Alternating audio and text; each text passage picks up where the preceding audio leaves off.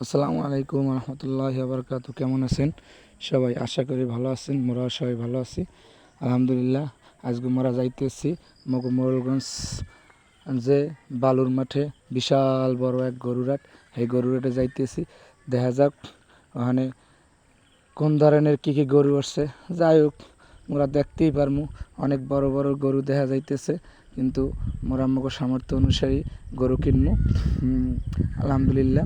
এই যে মোরা গরুরাটে প্রবেশ করছি, এখন দেখতে আসছি গরুরাটের পরিবেশটা কীরকম।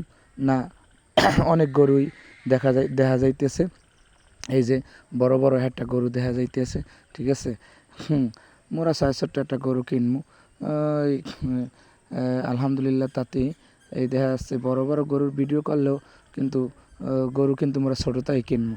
যাই হোক, এই যে মুই একটা গরু ধরলাম, মোরে কিন্তু গরুতে ঠাস করে একটা গুঁতো দিয়ে হেলাইছে। ও মা গো মা, মুই তো একটা ভয় পাইছি। মুই এবার গরু দেখলেই ভয় পাই, ঠিক আছে। আর মনে করছি যে গুঁতোটা মনে হয় মোর প্যাডের উপরে লাগবে। হ্যাঁ দেই না, মুই পিছনে সরিয়ে গেছি। মোরে আবার এক লোক কইতেছে, এত ভয় থাকলে হ্যাঁ গরুর সামনে তুমি যাও কেন, ঠিক আছে। তোমার তো যাইয়া গুঁতাই দিয়া ফেলাইব, ঠিক আছে। দিয়া গুঁতাতে এই গরুটা কিন্তু অনেক শান্ত শিষ্ট। দেখছেন কত সুন্দর ভদ্র একটা গরু।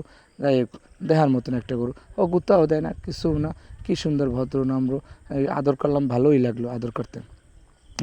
যাই হোক, এবার দেখতে হইবে আমরা কি এখানে এত বড় গরু আমরা নেব না, কিন্তু আমরা দেখলাম জাস্ট। এখন যাইতেছি মোরা সামনের দিকে। দেখি কি এই হচ্ছে মোর হাজি ভাই, হে একটু ভয়তে ভয়তে ধরে, আবার ধরে না।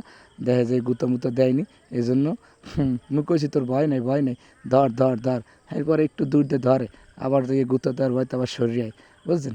এই যাই হোক, মোরা অবশেষে এহেন দেয়া এই গরু টরু দেখে টেকে